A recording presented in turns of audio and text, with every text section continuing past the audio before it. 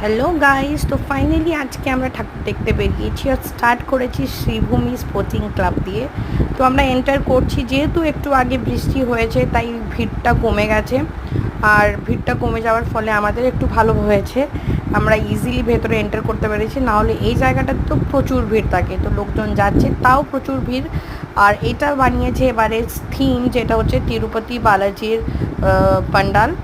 আর তোমরা দেখছো সবাই, তাও এন্ট্রেন্সের কাছে প্রচণ্ড ভিড় আছে। আর পান্ডালটা অসাধারণ বানিয়েছে, আর সবসময়ই এরা ভালোই বানায়।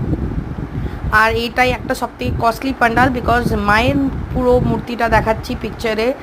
এই পিকচারে যত মা পড়ে আছে গয়না অর্নামেন্টস সবগুলো গোল্ডের, তো তাই এটাকে সবথেকে কস্টলি পান্ডাল বলে মনে করা হয় কলকাতাতে।